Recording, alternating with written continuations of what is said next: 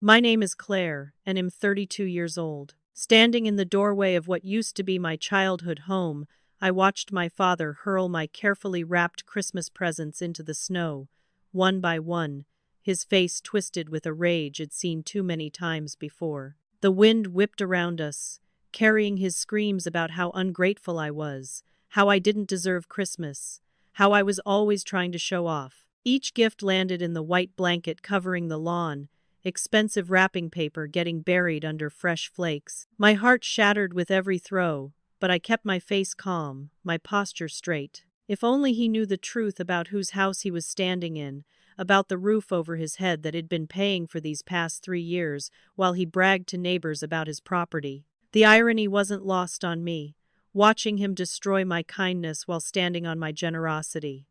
Before we dive into this story, I'd love to know where you're watching from. Drop your city or country in the comments below. And if you've ever dealt with family drama during the holidays, hit that like button so I know I'm not alone. Make sure to subscribe because this story is about to take turns you won't believe. Trust me, what happens next will leave you speechless. Now, let me take you back to how I ended up in this nightmare. Growing up in my family meant understanding your place, and my place was always at the bottom. My older brother Garrett was the golden child, the one who could do no wrong in my father's eyes. Every report card I brought home with straight A's was met with a shrug and a comment about how school was easier for girls. Every award I won was dismissed as participation trophies that didn't mean anything. When Garrett barely graduated high school, my father threw him a party and bought him a brand new truck. When I got accepted to college with a full academic scholarship, my father asked why I thought I was too good for community college. The pattern was clear from the time I could understand words. My mother Linda tried to smooth things over, always making excuses for my father's behavior, always asking me to be the bigger person, to understand that he was under stress, that he loved us both equally even if he didn't show it. But I knew the truth. I saw it in every family photo where I was pushed to the edge of the frame, in every Christmas where Garrett's pile of presents dwarfed my single gift, in every conversation where my achievements were footnotes and his failures were opportunities for growth. The real betrayal came when I was 19. I'd saved money from working 3 jobs through high school, combined with my scholarship funds, and had a small college fund my grandmother had left me. My father called me into his office one day and explained that Garrett wanted to start a business, that he needed capital, that family helps family. He assured me it was a loan, that I'd get every penny back with interest. I was young and desperate for his approval, so I signed the papers. Garrett's business failed within 6 months. The money vanished. My college fund was gone. And suddenly I was working full-time while taking classes, sleeping 4 hours a night, living on ramen and coffee. When I asked about repayment, my father exploded. How dare I be so selfish? Garrett had tried his best. I was ungrateful. Money wasn't everything. Family was supposed to support each other without keeping score, but the score was always kept when it came to anything I needed. 10 years passed, and I built my life from nothing. I moved 6 hours away, got into real estate investment, worked myself nearly to death, and created success my father could never acknowledge. I called on holidays, visited once or twice a year, always hoping something would change. It never did. My father's health started declining around the time he turned 65. Had been forced into early retirement after conflicts at work, though he told everyone he chose to leave. His new wife, Vanessa, whom had married 5 years after my mother's death, played the role of doting wife in public, but I'd seen her true nature. She was calculating, always watching, always positioning herself. She had a daughter from a previous marriage, Bethany, who was suddenly very interested in my father's assets. Meanwhile, Garrett had moved into the basement, unemployed for the 3rd year running, his entitlement growing with each passing month. He'd cycle through girlfriends who initially felt sorry for him, then realized he was a parasite, then left. The current girlfriend was named Bridget, and she was just as entitled as he was, treating my father's house like her personal property. When my father called 2 weeks before Christmas and demanded I come home for the holidays, I hesitated. Every visit ended in pain, but the guilt was overwhelming. The same guilt that had been weaponized against me my entire life. So I agreed. I spent 2 days shopping for perfect gifts. For my father, an expensive watch Head mentioned wanting. For Garrett, a leather jacket Head pointed out online. For Vanessa, a designer scarf. For Bridget, a gift card since I barely knew her. I wrapped everything carefully, loaded my car, and drove 6 hours through a snowstorm because family was supposed to matter. I arrived at the house as darkness fell. The Christmas lights my father had always insisted on making the place look warm and welcoming from the outside. Inside was a different story. I knocked, and my father answered with his usual scowl. His greeting was a grunt. Garrett smirked at me from the couch, surrounded by beer cans and chip bags, not bothering to stand. Vanessa emerged from the kitchen with her practiced smile that never reached her eyes, the one she used when other people were watching. The tension was immediate and thick. I set my bags down, and my father immediately criticized my coat, saying it looked cheap despite costing more than his monthly grocery bill. He criticized my hair, saying I looked tired and old. He criticized the wine Id brought, saying it wasn't the brand he liked. I swallowed every barb, smiled, and tried to keep peace. Dinner was torture. Vanessa had cooked, and while the food was decent, the atmosphere was poison. Every time I spoke, someone interrupted.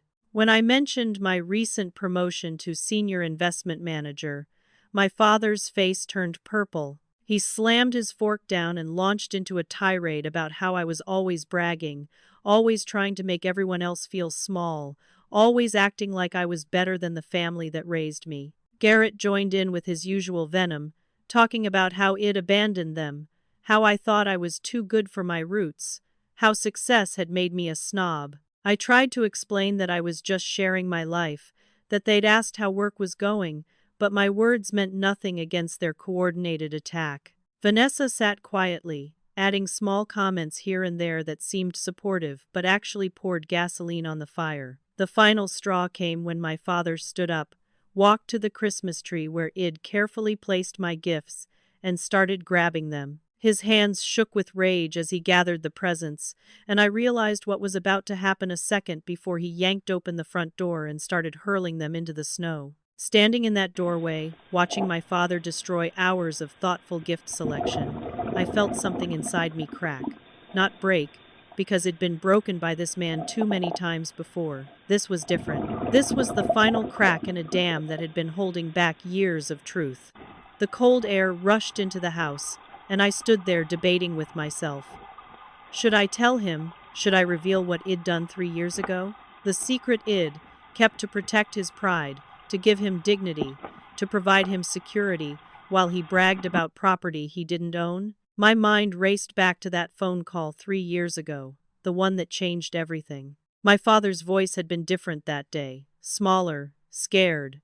Head called me at work, interrupting a major meeting, and when Id stepped out to answer, Head broken down. The house was being foreclosed. Head missed too many payments after losing his job. The bank had sent final notices. He had 30 days before they seized everything. He didn't ask for help directly because that wasn't his way, but the implication was clear. Id spent that night running numbers, looking at my accounts, weighing my options. Buying the house had been a strategic decision wrapped in familial obligation. I could afford it, barely, if I liquidated some investments and took on the mortgage. Id set up an LLC to handle the purchase, keeping my name off the public records that my father might see. Id worked with the bank to structure the deal as a sale to an investment company, which technically it was. My company, the property management firm I hired, contacted my father with a rental agreement, explaining that the new owners were willing to let him stay as a tenant. The rent I charged was $800 a month, less than a third of market rate, barely covering the property taxes. Id subsidized his housing for 3 years, losing money every single month, paying for insurance and maintenance out of pocket. Head signed the rental agreement without reading it carefully, too relieved to have a solution, too proud to ask questions about who had bought his house. He told everyone Head worked out a deal with the bank, that he was still essentially the owner, just with different paperwork. I'd let him have that lie because I thought it was kinder than the truth. The decision to keep it secret had made sense at the time.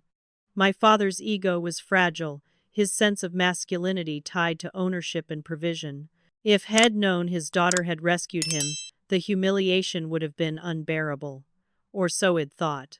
Maybe I'd been protecting myself too, avoiding the confrontation, taking the path of least resistance. Garrett hadn't known about the foreclosure until it was too late to matter, and by then the house was already mine.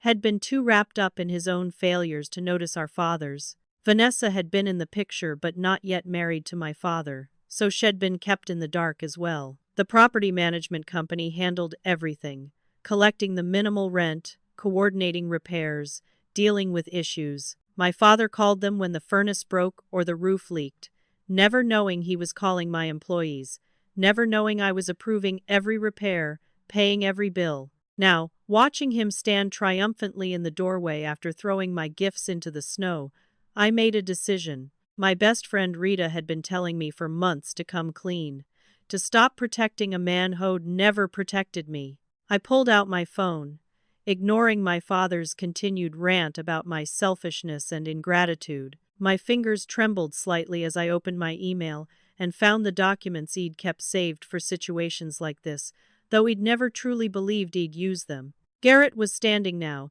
emboldened by our father's rage, adding his own commentary about how I'd always been a disappointment. Vanessa watched from the kitchen doorway with an unreadable expression. I took a deep breath, the cold air filling my lungs, and spoke clearly for the first time that evening. I told them we needed to talk about the house. My father's face contorted with fresh anger, demanding to know what I meant, insisting that his house was none of my business. I told him actually, we needed to discuss his lease agreement. The confusion on his face was almost comical. He insisted he didn't have a lease agreement, that he owned the property, that I was talking nonsense. I sent the documents to his email address, watching his phone buzz in his pocket. He pulled it out, annoyed, ready to dismiss whatever I'd sent. But as he opened the attachment and began reading, his face changed. The anger drained away, replaced by confusion, then comprehension, then something that looked like fear. Garrett moved closer, trying to see the screen, asking what was happening. Vanessa's calculating expression sharpened, sensing a shift in power dynamics. My father's hand holding the phone began to shake as he scrolled through the property deed, the sale documents, the rental agreement with his signature at the bottom. The agreement Head signed 3 years ago without really reading, too desperate for a solution to examine the details. I stood there in the doorway, snow blowing in around me, and waited.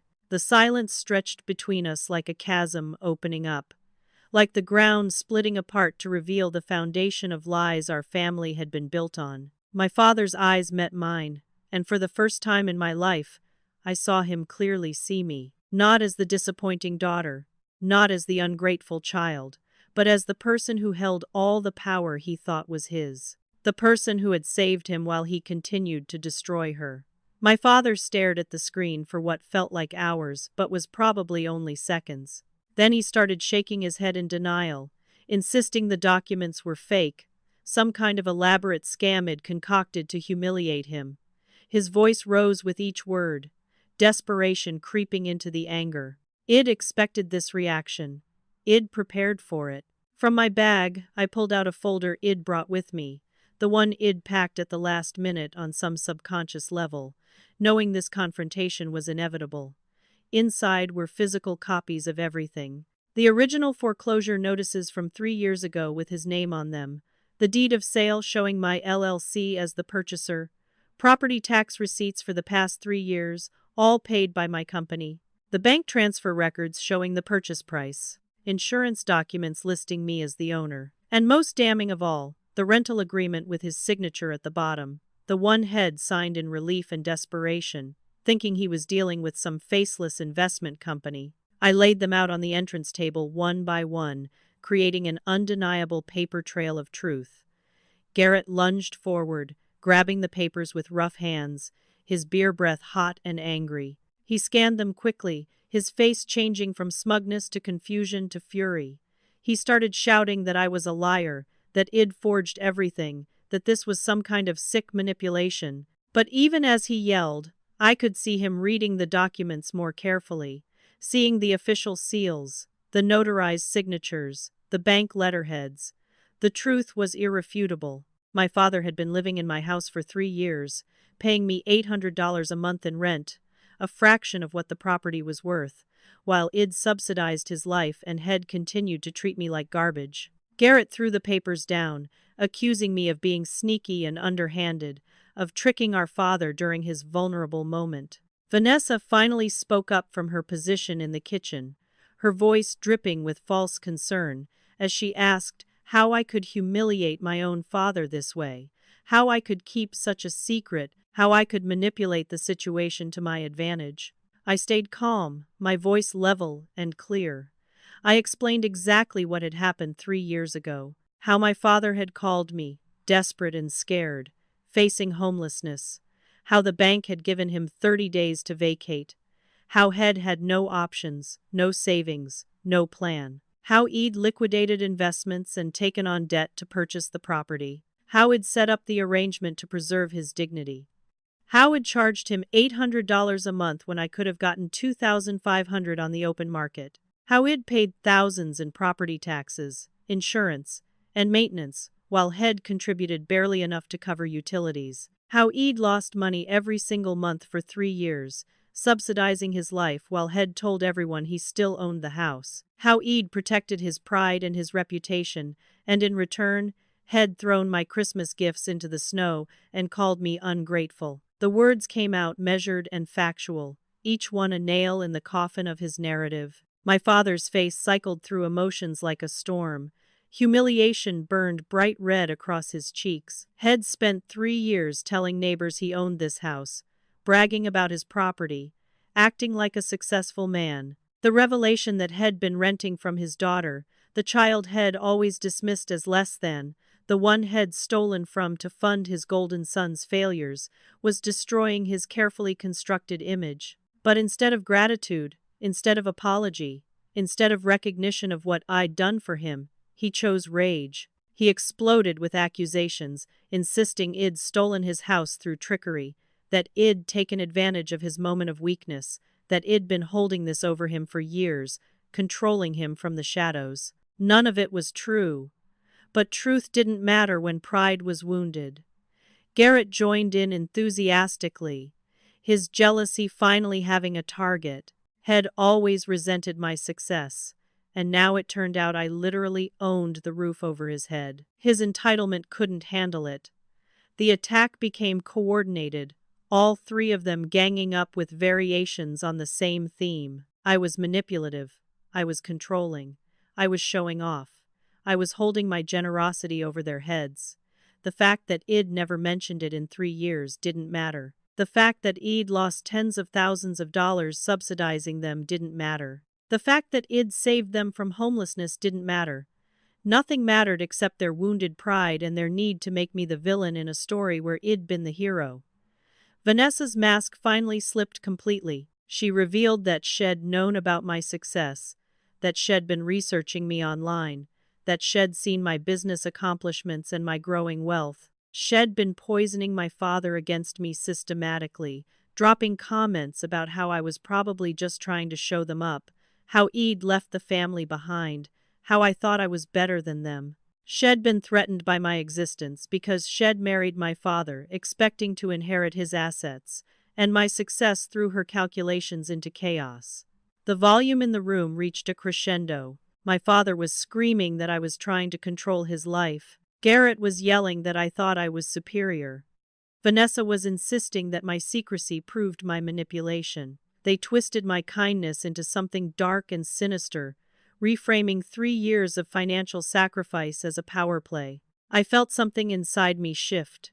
I'd spent my entire life trying to earn their love, trying to be good enough, trying to prove my worth. I'd saved my father from homelessness, and this was my reward. Screaming. Accusations. Hatred. I realized in that moment that nothing I ever did would be enough. because the problem wasn't me. It had never been me. The problem was them, their inability to love, their need for a scapegoat, their refusal to acknowledge reality. I was done trying to win their approval. I was done setting myself on fire to keep them warm. I gathered the papers from where Garrett had thrown them and put them back in my folder. I walked outside and collected my ruined gifts from the snow. The expensive watch broken, the leather jacket soaked, everything destroyed. I came back inside one last time. My father was still yelling, telling me to get out of his house.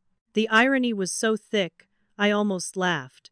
Instead, I looked at him calmly and said the words I should have said 3 years ago.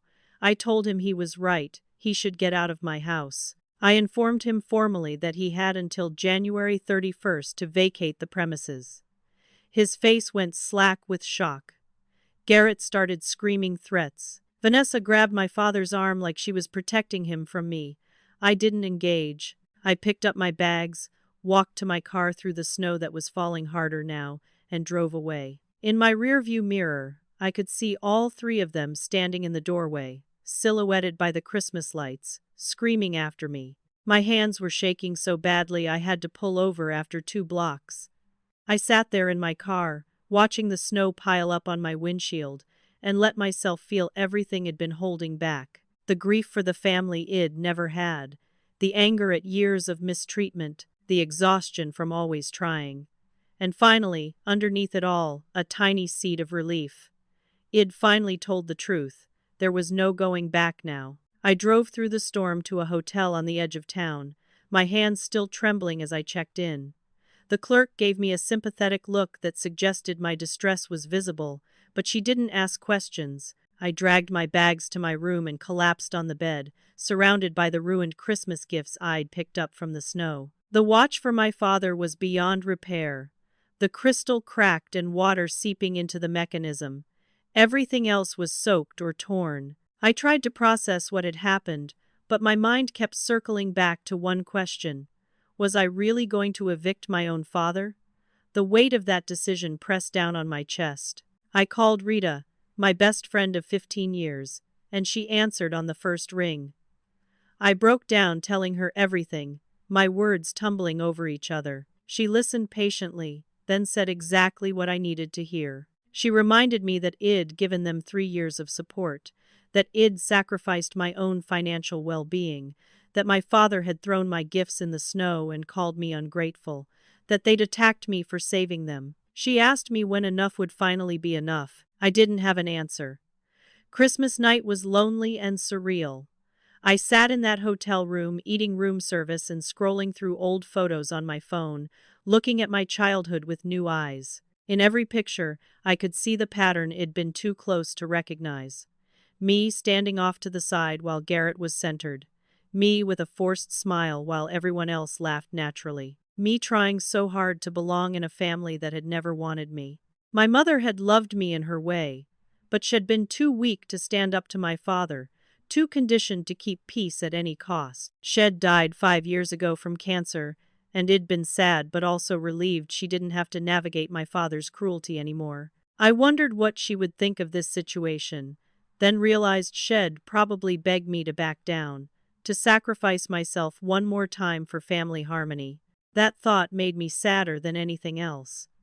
Around 11 p.m., my phone started buzzing with text messages, first from Garrett, a string of increasingly hostile texts calling me every name he could think of, telling me I was dead to the family, threatening vague consequences. Then Vanessa sent a long message about how I was destroying my father's health, how his blood pressure was through the roof, how if anything happened to him it would be my fault. By December 26th, my father had launched a full-scale smear campaign, had called every relative we had, spinning a version of events where I'd deceived him and stolen his house through manipulation. His story conveniently left out the foreclosure, the 3 years of subsidized rent, and his decades of mistreatment. He painted himself as an elderly victim of a scheming daughter who'd taken advantage of his trust. My phone exploded with messages from cousins I hadn't spoken to in years, aunts and uncles I barely knew, distant family members who suddenly had opinions about my character. They all said variations of the same thing. How could I treat my father this way? He raised me. He gave me a home. Family takes care of family. The irony that I'd been taking care of him financially for 3 years while he'd emotionally destroyed me was lost on all of them. I tried explaining to a few people, sending screenshots of the foreclosure notices and proof of my ownership. Most didn't respond. One uncle, Preston, actually read everything I sent and went quiet for a day. Then he texted me that while I'd helped my father financially, evicting him at Christmas was still cruel. The facts didn't matter. I was the villain in their story because that fit their narrative. My brother escalated his attacks to social media. He posted vague but clearly directed content about people who forget where they came from, about how money corrupts, about family betrayal. His friends liked and commented, adding their own judgments about people they'd never met in situations they didn't understand. Some of my professional contacts saw the posts and reached out confused, asking if everything was okay. I didn't respond publicly. I refused to air family drama on social media. But the silence made me look guilty to people who didn't know the full story. Vanessa called from an unknown number, getting past my blocking. Her voice was syrupy with false concern as she described my father's deteriorating condition. He wasn't eating. He couldn't sleep. His blood pressure was dangerously high. She implied strongly that if he had a heart attack or stroke, his blood would be on my hands. The guilt she was trying to cultivate found fertile ground in the part of me that had been trained since childhood to take responsibility for everyone's feelings. I felt myself wavering. Maybe I was being too harsh. Maybe eviction was too extreme. Maybe I should just forgive everything and let them stay. Then the legal threat arrived, a letter from an attorney my father had somehow retained, claiming fraud, duress, and undue influence. The letter argued that my father hadn't understood what he was signing 3 years ago, that had been under extreme stress, that he'd taken advantage of his vulnerable state. It threatened to sue to void the entire transaction and reclaim the property. I knew it was baseless. The documentation was airtight. My father had signed everything with full disclosure, but the letter still terrified me, because legal battles are expensive and exhausting even when you're in the right. I had to hire my own attorney, a woman named Charlotte who specialized in property law. She reviewed everything and assured me the claims were nonsense, but that we'd need to respond formally. More money, more stress, more proof that my family would rather destroy me than accept reality. On New Year's Eve, I sat alone in my apartment watching fireworks through the window and questioned everything.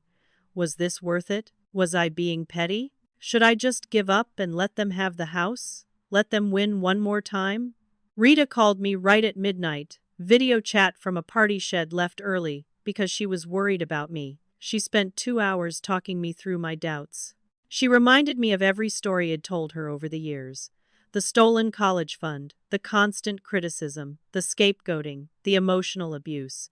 She made me see the pattern clearly. Every time I gave in, they took more. Every time I sacrificed, they demanded greater sacrifice.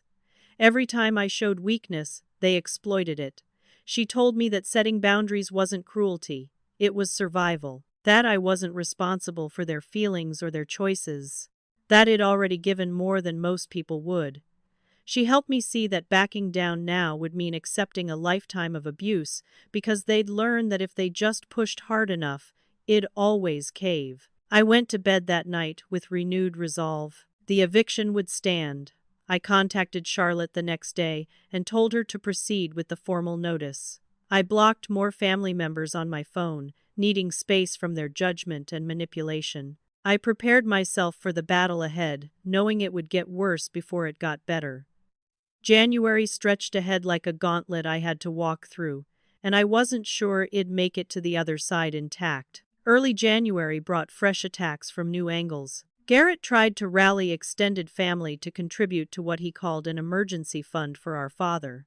He set up an online crowdfunding campaign with a story so twisted it barely resembled reality. According to his version, our elderly father was being thrown out of his home by his ungrateful daughter who'd tricked him out of his property. The post made me sound like a monster, calculating and cold, preying on my father's moment of weakness. It carefully avoided mentioning the foreclosure or the 3 years of subsidized rent. Some distant relatives and family friends who didn't know the full story donated. I watched the fund slowly accumulate a few $1,000s and felt sick. My name wasn't explicitly mentioned, but anyone who knew our family knew exactly who the villain was supposed to be. Some people sent me links to the fundraiser with question marks or concerned messages. I didn't respond. I was learning that defending yourself to people who've already made up their minds is pointless. The damage to my reputation spread beyond family into my professional world. I worked in real estate investment in the same state, and the industry is smaller than people think. Rumors started circulating about the investor who was evicting her elderly father. Colleagues I'd worked with for years asked carefully worded questions about my personal situation.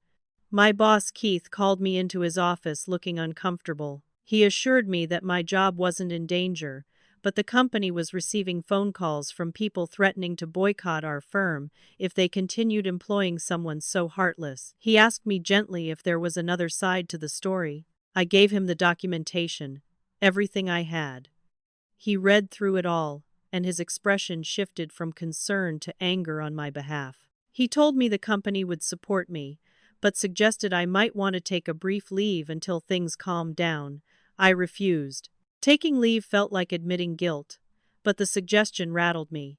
My career, something I'd built from nothing with blood and sweat and sacrifice, was being threatened by my family's lies. I decided to dig deeper into Vanessa's background. Something about her desperation and manipulation felt practiced, like she'd done this before. I hired a private investigator through Charlotte's recommendation, and what came back was illuminating.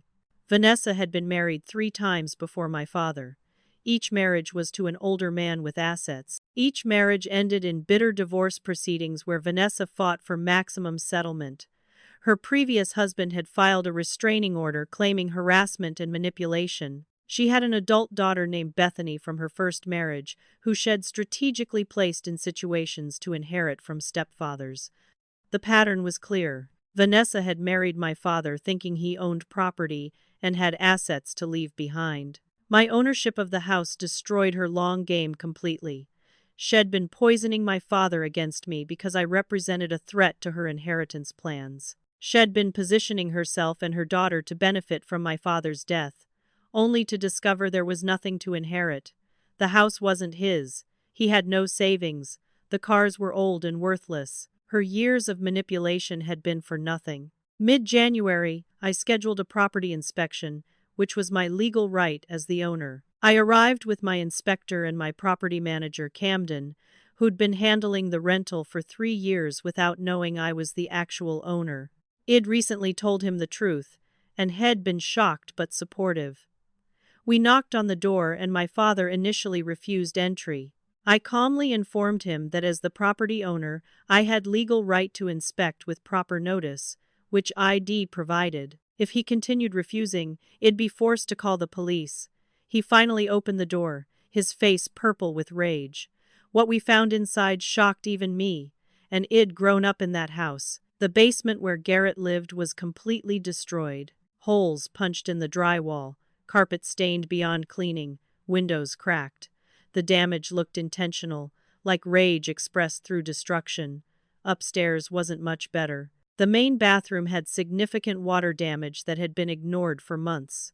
The kitchen appliances were broken and hadn't been reported. The inspector documented everything carefully, his expression growing more serious with each room. He estimated $15,000 in damages, far beyond normal wear and tear.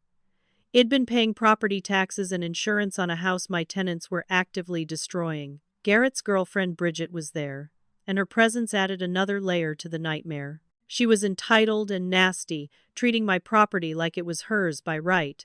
She demanded to know why I was harassing them, why I couldn't just leave them alone. Then she dropped a bomb I wasn't expecting.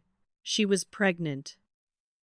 She placed her hand on her barely visible belly and asked how I could throw a pregnant woman out on the streets.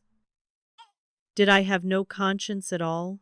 I looked at her and felt nothing but exhaustion. I hadn't even known she lived there. which was a violation of the lease agreement that specified no additional occupants without approval. Everything about the situation reinforced that my decision to evict was not only justified but necessary. As the inspection continued, I noticed Garrett recording everything on his phone. They were building their own case, trying to catch me saying something they could use against me. I stayed professional and silent except when absolutely necessary, letting the inspector and property manager handle communications. Then my father suddenly clutched his chest and staggered, claiming heart palpitations. Vanessa rushed to his side with theatrical concern, crying out about what I was doing to him. I suspected performance, but couldn't take the risk. I called an ambulance immediately. When the paramedics arrived, my father miraculously recovered enough to refuse transport to the hospital. They checked his vitals thoroughly and assured everyone he was stable. One paramedic caught my eye on the way out and gave me a look that suggested he'd seen this manipulation before. It was all theater, designed to paint me as the villain causing my father's health crisis. But the act had the opposite effect on me. Instead of guilt, I felt clarity. This man would use any weapon available to maintain control, even faking a medical emergency. There was no low he wouldn't stoop to. As we prepared to leave, the neighbor from next door, an older woman named Eleanor, approached me quietly. She'd lived there for 30 years and had watched our family drama for decades. She pulled me aside and told me she knew the truth. Eleanor had seen the foreclosure notices 3 years ago when they'd been posted on the door. She'd watched as my father's story changed from facing foreclosure to mysteriously keeping the house. She'd known I must have intervened somehow. My father had spent 3 years bragging to neighbors about his property, and Eleanor had known it was a lie. She offered to be a witness if I needed one, to testify about what she'd seen. More than that, she revealed things I hadn't known. Garrett's parties disturbed the entire neighborhood regularly. The police had been called twice for domestic disturbances between my father and Vanessa. The property value of surrounding homes had been affected by their behavior. She and other neighbors, including a couple named Harrison and Margaret, approached me as I was leaving. They'd had enough of my father and brother's behavior and were relieved I owned the property. They hoped it'd bring in better tenants, who'd treat the neighborhood with respect. They offered their support and testimony. Standing there with these neighbors who'd witnessed years of dysfunction, I realized I wasn't alone. There were people who saw the truth and were willing to stand with me. It was a small comfort in the midst of chaos. I left that day with comprehensive documentation of the property damage, witness testimony from neighbors, and a clearer understanding of Vanessa's motivations. My legal case was strengthening with evidence and support, but the emotional toll was crushing. I sat in my car afterward looking at photos of the damage, calculating the cost of repairs, and felt the weight of everything pressing down. My father had watched from the window as I left, his expression pure hatred. There was no family feeling left, if there ever had been. No possibility of reconciliation. No hope that he'd suddenly realize what it'd done for him and feel gratitude. The bridge wasn't just burned. It was demolished, blown up, the rubble swept away. I drove back to my apartment knowing that the next few weeks would determine everything. The legal proceedings were accelerating, the eviction date was approaching, and my family's desperation would only increase as they realized they were actually going to lose. I had no idea how much worse it was about to get. By mid-January, the harassment had evolved into something more sinister. My father and Garrett found every public social media profile I had and left comments on posts going back years. Old photos, professional updates, anything they could access became a target for their venom. They left nasty reviews on my business page claiming I was unethical, a liar, someone who preyed on family members. I had to address it with clients directly, showing a few trusted ones the full documentation to explain the situation. Most were understanding, but some were uncomfortable with the drama. I lost a major commercial property deal worth 6 figures because the client didn't want to be associated with someone involved in what they called family disputes. The professional consequences were mounting, and I felt my carefully built career crumbling under the weight of my family's vengeance. Every day brought new attacks, new rumors, new damage to my reputation. I spent hours on the phone with Charlotte discussing our legal strategy, hours more trying to protect my business, and whatever time was left trying to hold myself together. Then Garrett filed a false police report claiming I'd threatened him during the property inspection. I was at home working when 2 police officers knocked on my door. My heart stopped. I'd never been in trouble with the law in my life. The officers were professional but firm, asking me to come to the station to answer questions about alleged threats. I grabbed my phone and called Charlotte immediately, telling her what was happening. She told me to cooperate but say nothing without her present. The drive to the police station was surreal and terrifying. I felt like a criminal even though I'd done nothing wrong. At the station, with Charlotte present, I calmly explained the situation. I showed the officers my ownership documentation, the eviction notice, the property inspection reports. I showed them the text messages from Garrett threatening me. Charlotte pulled up the video footage from my property manager's camera that showed the entire inspection, proving no threats had been made. The police quickly realized it was a false report filed to harass me. They didn't arrest Garrett, just gave him a warning, which felt like another injustice. But the experience traumatized me. The feeling of being accused, of having police at my door, of being treated like a suspect, violated something fundamental. I went home shaking and couldn't sleep for 2 days. Then Vanessa made her move. She called from an unknown number, getting past my blocks again. Her voice was different this time, tearful and seemingly genuine. She asked if we could talk, just the 2 of us, to try to find a solution. She claimed she wanted to make peace, to help my father understand, to bridge the gap.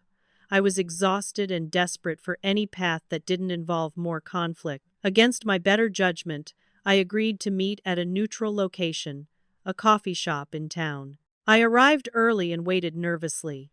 When Vanessa walked in, she wasn't alone.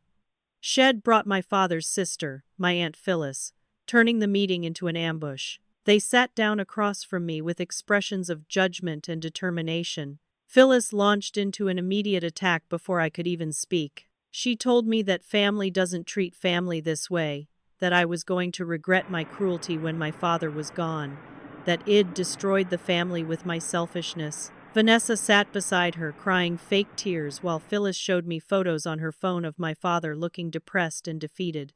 They'd prepared a whole presentation designed to break me down. Photos of my father staring sadly out windows, screenshots of him writing about his ungrateful daughter, testimonials from relatives about what a good man had always been. It was a coordinated manipulation campaign, and I'd walked right into it. Aunt Phyllis laid out their demands like ultimatums.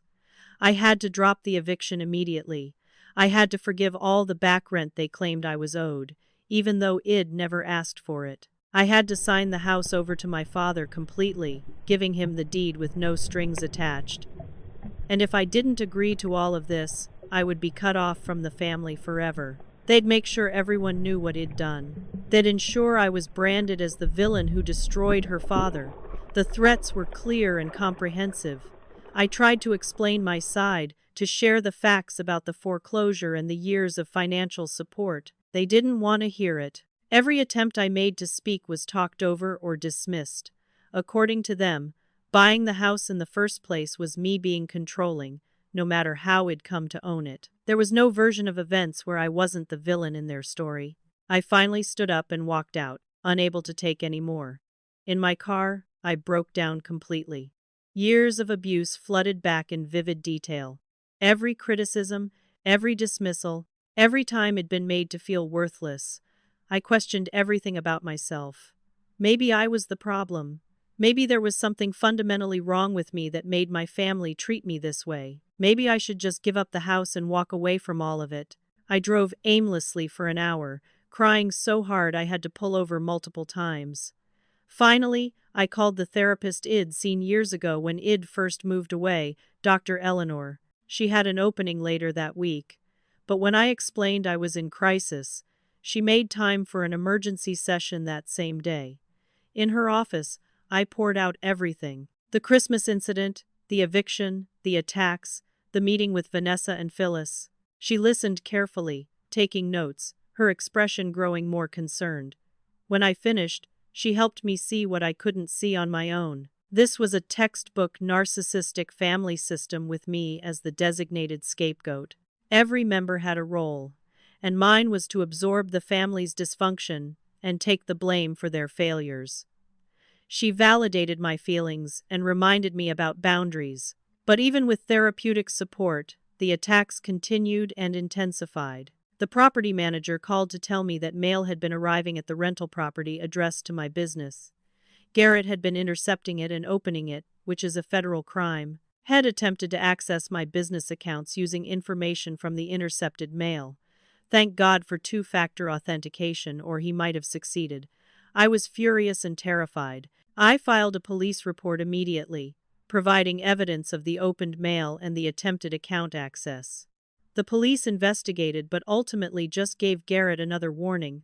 He claimed he thought it was junk mail, despite my business name being clearly printed on every envelope. My father backed up his lie, saying he hadn't known Garrett was opening my mail. The system seemed designed to protect them and punish me. I felt powerless against their coordinated assault. Then my father took the war fully public. He wrote a long Facebook post detailing his version of our story.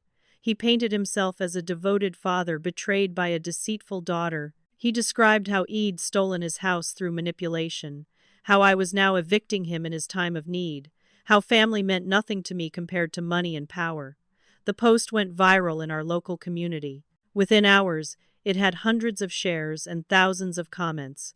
People who didn't know me or the situation poured out their judgment. They called me heartless, greedy, evil. They said I'd burn in hell for what I was doing to my elderly father. My name wasn't mentioned in the post, but everyone in town knew exactly who he was talking about. Friends started sending me screenshots asking if I was okay. My business phone started ringing with people saying they'd never work with someone like me. The professional consequences accelerated. My boss Keith called me in again, this time looking genuinely worried. The company was being bombarded with phone calls and emails from people threatening boycotts. The board of directors was concerned about the negative publicity. He didn't fire me, but he strongly suggested I take a leave of absence until the situation resolved. The implication was clear. My presence was hurting the company. I agreed to the leave because I had no choice, but it felt like defeat. Everything I'd built over 10 years was being destroyed by my family's lies.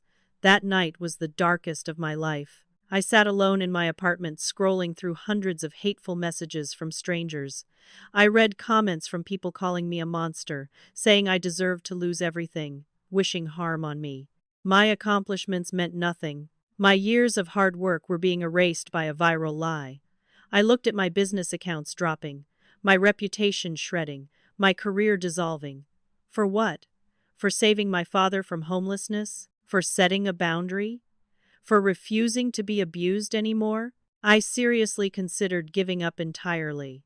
Not just giving them the house, but walking away from everything.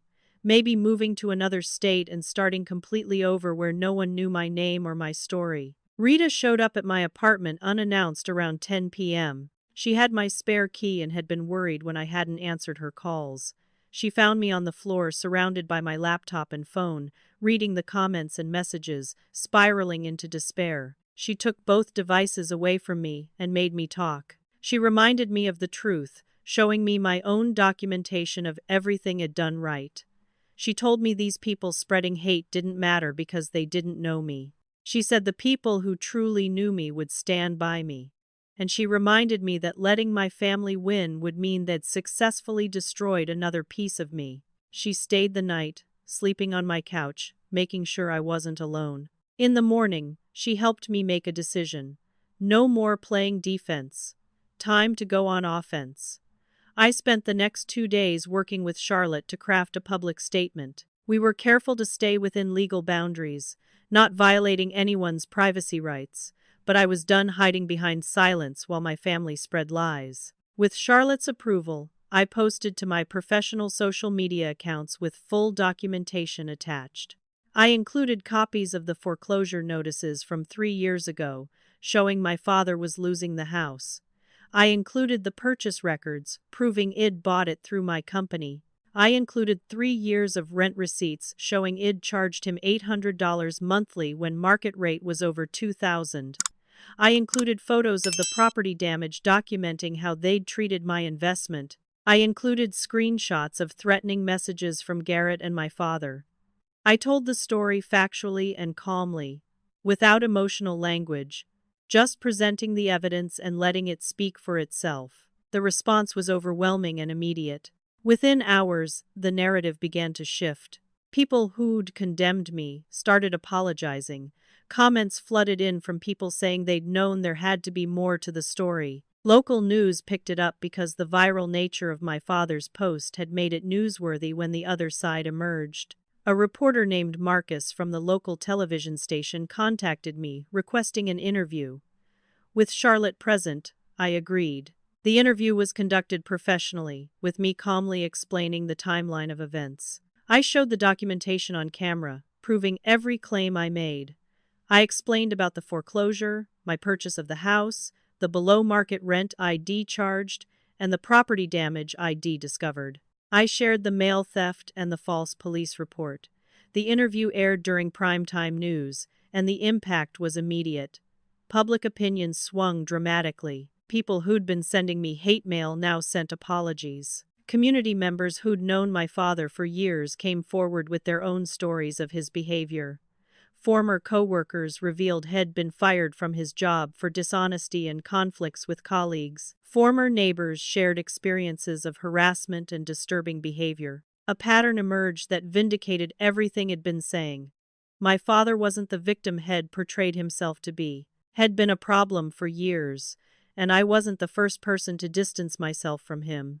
Extended family members who'd cut contact years ago reached out to share their experiences. The investigation Charlotte had ordered into Garrett's background revealed his criminal record. Multiple arrests for petty theft over the years. Disorderly conduct charges. A DUI from 2 years ago that my father had paid to make go away with an expensive lawyer. Garrett had never faced real consequences for anything because my father had always bailed him out, enabling his behavior and entitlement. This information became part of our legal case and also leaked to the public through the news coverage. People started seeing Garrett not as a son trying to help his father, but as a deadbeat with a criminal history trying to maintain his free ride.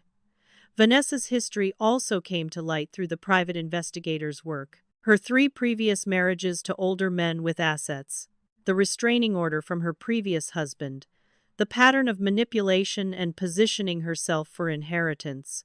Local community members who'd known her from previous relationships came forward with stories. The picture that emerged was of a calculating woman who'd married my father, expecting to inherit property and assets that didn't exist. My ownership of the house had destroyed her entire scheme. The court hearing for the eviction arrived in late January. My father showed up with his cheap attorney, clearly struggling to pay for legal representation. They presented their case claiming fraud, duress, and elder abuse. His attorney argued that my father hadn't understood what he was signing 3 years ago, that he'd been under extreme stress from the foreclosure, that he'd taken advantage of his vulnerable state to steal his property. Charlotte systematically destroyed every argument with documentation. She presented the foreclosure notices proving my father had been losing the house regardless. She showed the detailed rental agreement he'd signed with full disclosure. She provided email communications between my father and the property management company over 3 years, proving he'd understood he was a tenant. She showed the property damage reports and neighbor testimony. She even had the bank officer who'd handled the original transaction testify that everything had been explained thoroughly to my father. The judge listened to both sides carefully, reviewed the evidence, and made his ruling. He found in my favor on every point.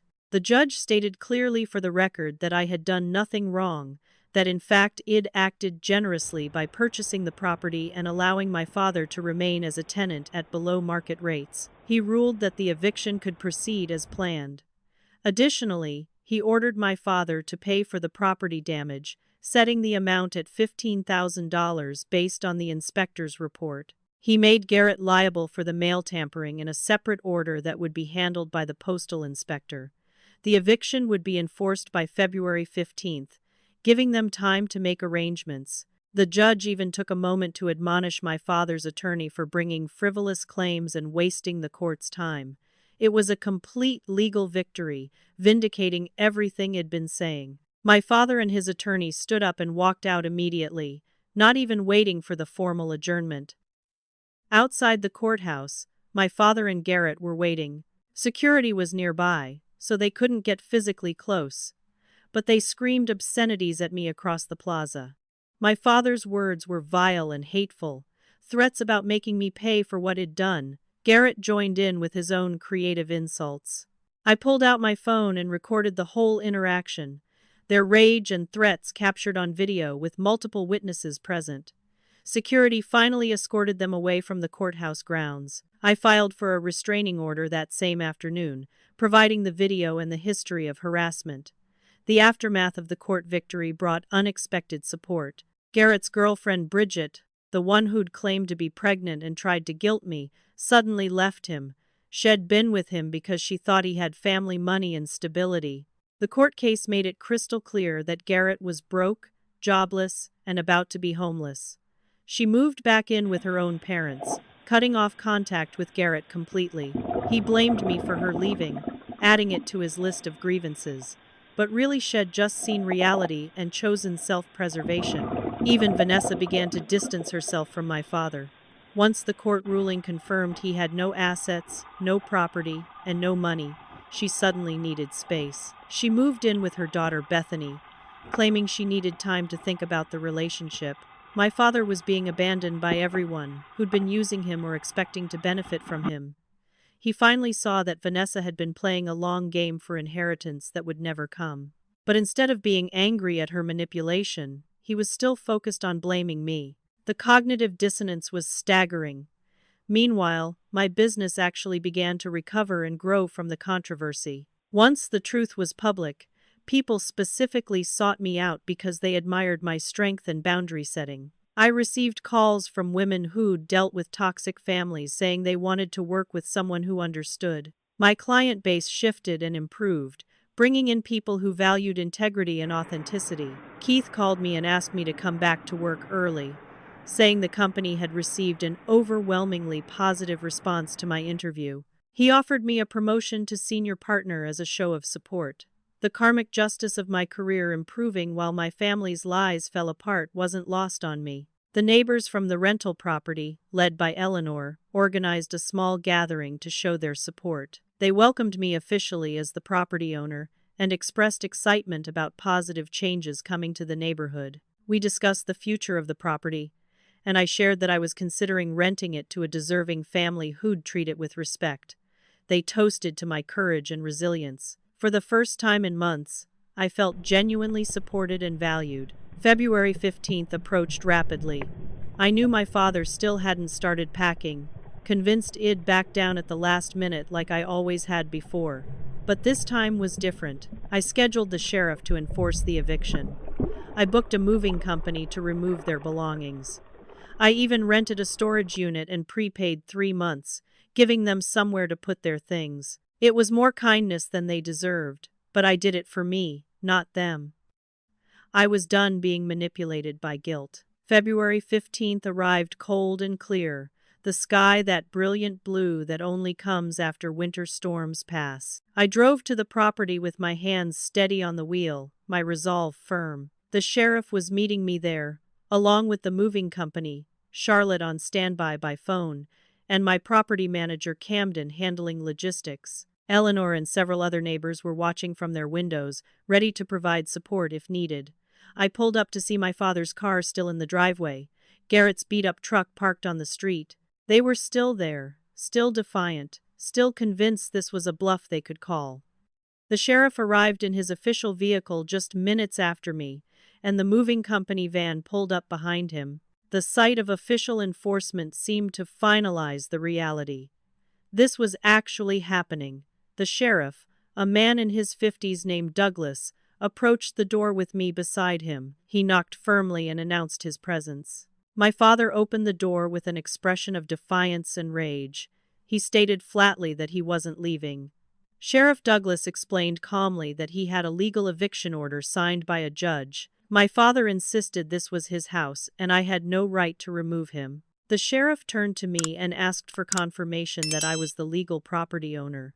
I provided the documentation he'd brought. The sheriff gave my father 30 minutes to exit the property voluntarily or face arrest for trespassing. Garrett arrived within minutes, apparently having been called by my father. He brought 2 friends with him, clearly trying to intimidate us with numbers. The friends took one look at the sheriff and the official proceedings and backed away immediately. They wanted no part of an actual legal situation. Garrett continued to posture and threaten, yelling about how I couldn't do this, how it was wrong, how he'd make me pay. Sheriff Douglas warned him once about interfering with official duties. When Garrett continued, the sheriff's hand moved to his radio, ready to call for backup and arrest Garrett for interference. The friends who'd come with Garrett got in their car and drove away, abandoning him. The reality that he had no real allies became suddenly clear. Inside the house, my father began to crack, not with remorse or apology, but with escalating rage. Through the open door, I could hear him inside destroying things. The sound of dishes smashing, furniture being kicked. He was taking out his fury on the property itself. Sheriff Douglas entered quickly, commanding him to stop.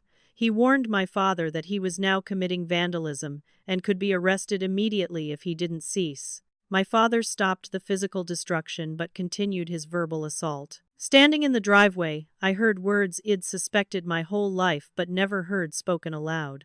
My father screamed that I was never good enough, that Garrett was supposed to be his legacy, that I was a mistake he'd regretted from the day I was born. Each statement was a knife, but also a strange relief. The truth was finally out in the open. No more pretending there was love underneath the cruelty, no more hoping he'd change, just the raw, ugly reality that this man had never wanted me and never would. I stood there absorbing his hatred and felt something break free inside me. The little girl who'd spent her whole life trying to earn his love finally died. In her place stood a woman who knew her worth, regardless of his inability to see it. Garrett joined in the screaming, his own resentments pouring out. He yelled that I'd always gotten everything, that I'd been given advantages he'd never had. The delusion was complete. In his mind, I was the favored one despite all evidence to the contrary. I realized he'd wanted the abuse because it was attention, and he'd resented me for leaving and building a life. He'd stayed, hoping for crumbs of approval that never came, and blamed me for his choice. The movers entered and began removing my father's and Garrett's belongings. My father tried to take items that had come with the furnished rental, appliances, curtains, even light fixtures. Camden checked everything against the original inventory from 3 years ago. My father was entitled only to his personal possessions, nothing that had been there when he'd moved in. Every attempt to take more was denied, adding to his fury. The movers worked efficiently, loading boxes and furniture into their truck. Everything was being taken to the storage unit I'd rented, though they didn't know that yet. I'd paid for 3 months of storage as my final act of kindness. After that, whatever happened to their belongings was their problem. As the movers worked, my father found an old photo album my mother had kept. It contained pictures of my childhood, my achievements, awards, and accomplishments that my mother had quietly documented. My father had never looked at them before, had never acknowledged any of it. Now, seeing evidence of the daughter had ignored, he didn't feel remorse. Instead, he ripped the photos up, one by one, and threw them at my feet. He screamed that I was never part of the family, that I'd always been an outsider, that they'd never wanted me. I looked down at the torn pieces of my childhood scattered on the ground. Photos of me at science fairs, at piano recitals, at graduation.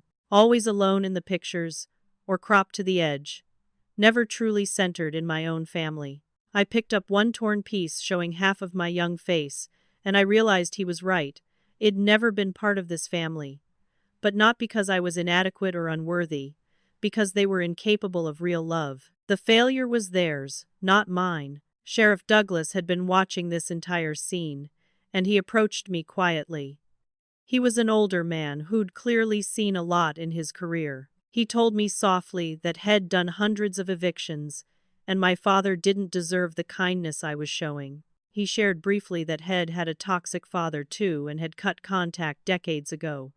It was the best decision Head ever made. That small moment of human connection from a stranger meant more than any support from my family ever had. The movers finished loading the truck. My father's and Garrett's possessions were packed and being transported to storage. They had nowhere to go. Through the community grapevine, it heard that Garrett was planning to couch surf with various friends, burning through goodwill until he ran out of options. My father would likely end up with his sister Phyllis, the one who'd ambushed me at the coffee shop. The irony that she was about to experience what I'd been warning about wasn't lost on me. Sheriff Douglas asked for the house keys. My father refused to hand them over, clutching them in his fist like they were a symbol of power he couldn't relinquish. The sheriff stated clearly that he could either hand over the keys or be arrested for theft of property. My father threw the keys at me, trying to hit me with them. I caught them easily and handed them to Camden. The locks would be changed within the hour anyway. My father and Garrett stood in the driveway as the last of their belongings were loaded. Snow began to fall again, gentle flakes drifting down, creating an echo of the Christmas Eve nightmare that had started all this. My father looked at me with pure hatred and delivered what he thought was his final blow. He said I'd regret this when he was gone, that I'd live with the guilt of what I'd done to him forever. I looked back at him calmly and spoke the truth I'd finally learned. I told him I regretted that he was never the father I deserved. That I'd spent my life trying to earn love from someone incapable of giving it. That his failure as a parent wasn't my burden to carry anymore. Garrett yelled obscenities as I walked to my car, creative insults that showed how little he really understood about anything. I got in my car, started the engine, and drove away. In my rearview mirror, I could see them standing in the falling snow, father and son, both homeless because of their own choices and cruelty. I didn't feel triumph. I didn't feel vindication. I just felt exhausted relief. A chapter of my life was finally, irrevocably closed. I drove back to my apartment and slept for 14 hours straight. The sleep of someone who'd been carrying weight for years and finally put it down. When I woke up, there were no angry calls or texts because the restraining order was in effect. There was just silence and peace. Strange and unfamiliar, but slowly beginning to feel like home. The first week after the eviction, I took off work completely. My body and mind needed time to process everything that had happened. I slept 12 hours the first night, my body recovering from years of emotional labor and months of acute stress. When I woke up, the silence in my apartment was startling. No angry calls, no threatening texts, no demands or manipulations. The restraining order had created a boundary that was finally being respected, if only because it was legally enforced. Peace felt strange and uncomfortable at first, like wearing new shoes that hadn't been broken in yet. It'd been conditioned for crisis and chaos for so long that calm felt suspicious. I met with Dr. Eleanor twice that week, processing childhood trauma and the recent events. She helped me see how my father's final words, cruel as they were, had actually freed me, had confirmed what I'd always known deep down but had been afraid to accept. I was never the problem. His inability to love wasn't my fault.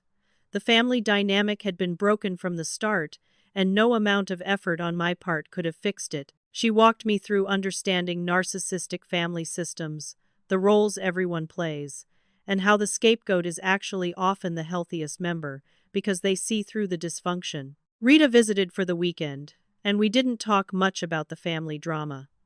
We just existed together, watching movies, cooking elaborate meals, laughing at silly things. I realized this was what family should feel like. Chosen family based on love and respect, not biological family bound by obligation and abuse.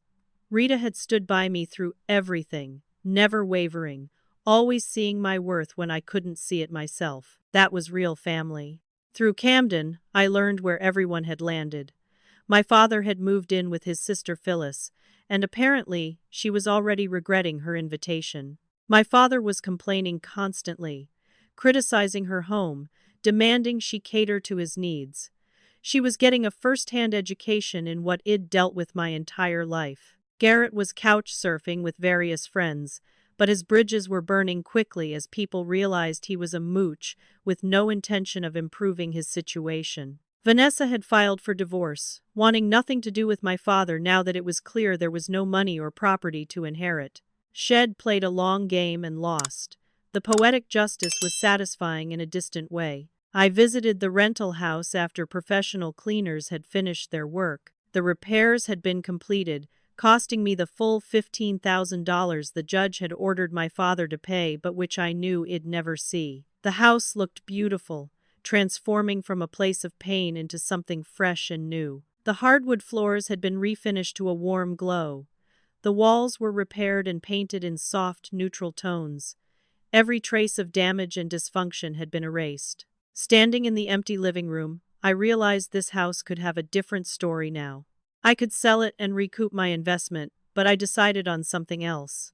I would rent it to someone who deserved a break, someone trying to rebuild their life, someone who'd treat the space with the respect it deserved. I interviewed several potential tenants and chose a single mother named Sarah with 2 young kids. She was escaping an abusive relationship and working 2 jobs to make ends meet. I saw myself in her determination and resilience. I rented her the house at below market rate, paying forward the kindness I wished I'd received when I was struggling. Returning to work felt like stepping back into my real life. The controversy had actually helped my business rather than hurting it. My client base had shifted to people who valued integrity and respected boundaries. I was featured in a local business magazine with the headline about rebuilding after family betrayal. My story inspired others who'd dealt with similar situations, and I received messages from people across the country sharing their experiences. The professional recognition was gratifying, but more important was the sense that I'd turned pain into purpose. About a month after the eviction, I received a letter from Aunt Phyllis. She apologized for the coffee shop ambush, admitting she hadn't known the full story when Shed judged me. Living with my father had opened her eyes to his true nature. She asked if we could rebuild our relationship slowly. I appreciated the apology but decided that relationship wasn't something I wanted to pursue right now. Maybe never. Some family connections weren't worth salvaging, and that was okay. The apology mattered more than reconciliation. I heard through mutual acquaintances that Garrett had been arrested for theft. Had stolen from a friend, Wad let him crash on his couch, and this time my father had no money to bail him out or hire a lawyer. Garrett might finally face consequences for his actions. I felt nothing when I heard the news. Not satisfaction, not sadness, just complete indifference. Had stopped being my brother in any meaningful sense years ago. Then Phyllis called, and I almost didn't answer, but something made me pick up. She told me my father had a heart attack and was in the hospital. He was asking for me. My first thought was that it was manipulation again, another performance.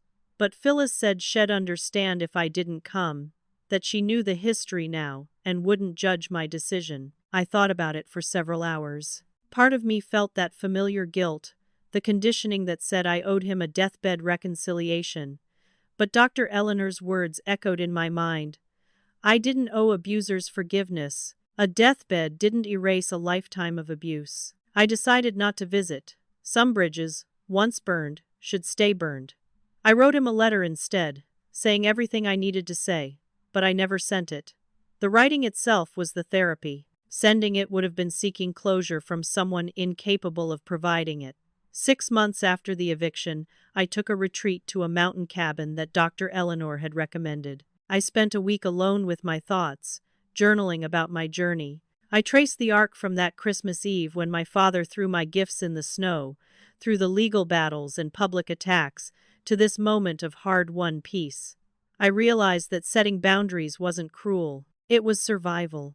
Saving myself wasn't selfish. It was necessary.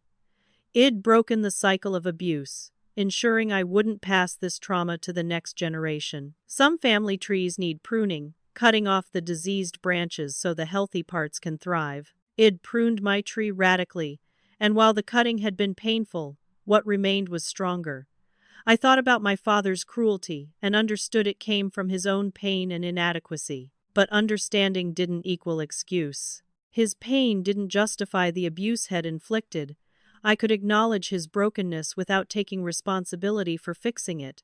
That was his work, not mine. And Head never chosen to do it. My chosen family had expanded and strengthened. Rita was my sister in every way that mattered.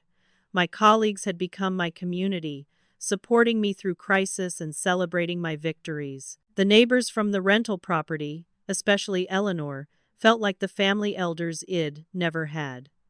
Sarah and her kids had become dear to me. Id watched the children open presents Id bought them, seeing their joy and their mother's grateful tears, and feel a healing I hadn't known was possible. This was what family should be. People who lifted each other up, who showed up in hard times, who celebrated successes without jealousy. Blood didn't make family. Love, respect, and mutual support did. A year after that terrible Christmas Eve, I found myself back at the rental house on another Christmas Eve. I was delivering gifts for Sarah's children, watching them tear into wrapping paper with unbridled excitement. Sarah hugged me with tears in her eyes, thanking me for giving them a chance at stability. This moment, I realized, was what Christmas should feel like. Not obligation and walking on eggshells, not bracing for attack. Just genuine joy and gratitude shared between people who cared for each other. I reflected on everything I'd learned through this painful journey. My father threw my Christmas gifts into the snow because he couldn't stand my success, because my independence threatened his need for control. He discovered I owned his house because I'd saved him from homelessness 3 years earlier. He hated me for it, because my kindness exposed his failure, because accepting help from the daughter had always diminished, was unbearable to his ego. But the deeper lesson was this: sometimes the people who should love you most are incapable of love, not because you're unlovable, but because they're broken in ways they refuse to heal. Sometimes saving yourself means letting others experience the consequences of their choices, even when those consequences are harsh. Sometimes the house you own isn't made of walls and foundations. It's the boundaries you build, the self-respect you maintain, and the life you create despite those who tried to destroy you. I owned my father's house in the legal sense. But more importantly, I owned my life. I owned my story. I owned my worth. And no one could take those things away from me anymore. Not family, not manipulation, not guilt.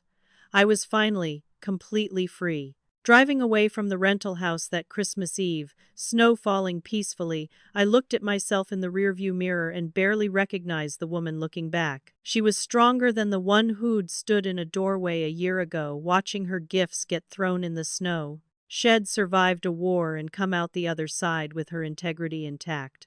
She'd set boundaries that cost her a family but gained her self-respect. She'd faced public humiliation and emerged with her reputation restored and enhanced. She'd been tested in ways she'd never imagined and discovered she was capable of more than she'd known. For the first time in years, decades maybe, I smiled at my reflection. A real smile, not the forced one I'd learned to wear around my family. This smile came from deep inside, from a place that had been locked away and was finally opening up. I realized I was proud of myself, something I'd never felt before because pride had always been squashed. I'd done something incredibly difficult. I'd chosen myself over family obligation. I'd stood up to abuse. I'd refused to be a victim. I'd transformed pain into purpose. That was worth celebrating. As I drove through the gentle snowfall toward my apartment and the life I'd built, I thought about what I'd tell someone else going through something similar. I'd tell them that setting boundaries with toxic family isn't cruelty. It's self-preservation. I'd tell them that the guilt will try to pull you back, but guilt is a weapon abusers use, not a compass for moral decisions. I'd tell them that losing toxic family members isn't loss, it's freedom. I'd tell them that the people who truly love you will support your boundaries, and those who don't were never really on your side. I'd tell them that healing is possible on the other side of cutting ties, even when the cutting feels like it might kill you. I'd tell them that they deserve peace, safety, respect, and love. And if their family can't provide those things, they have every right to find them elsewhere. Most of all, I'd tell them what I'd finally learned myself. You can't heal in the same environment that made you sick. Sometimes the most loving thing you can do is leave. My final thoughts as I pulled into my parking space were crystallized into simple truths. I own my father's house, but more importantly, I own my life. I survived his cruelty and built something beautiful from the ruins. I refuse to pass trauma to the next generation by breaking the cycle completely. I learned that family is about who shows up for you, not who shares your DNA. I discovered that peace is worth fighting for, even when the fight is against the people who raised you. And I finally understood that my worth was never determined by my father's inability to see it. I am enough, exactly as I am, regardless of his rejection. That realization was the greatest gift I could have given myself. Better than any present under a tree, better than any inheritance or property. The gift of knowing, deeply and completely, that I am worthy of love and respect. And anyone who can't provide those things has no place in my life. Not even family, especially not family. Because family should be the people who build you up, not tear you down. And I've found my real family now. It just doesn't include the people I was born to, and that's perfectly okay. So, what about you? Have you ever had to set boundaries with toxic family members? Have you dealt with people who twisted your kindness into something negative? Drop a comment below sharing your experience, because I know I'm not alone in this. If this story resonated with you, please hit that like button and subscribe to the channel for more real-life stories about overcoming family drama and finding your strength. Share this video with anyone who might need to hear that it's okay to choose yourself over toxic family. Thank you so much for listening to my story. I hope it helps someone out there who's struggling with similar issues. Remember, you deserve peace, you deserve respect, and you deserve to be loved properly. Don't settle for less, even from family. Especially not from family. Wishing you all the strength to set the boundaries you need and the peace you deserve. Take care of yourselves.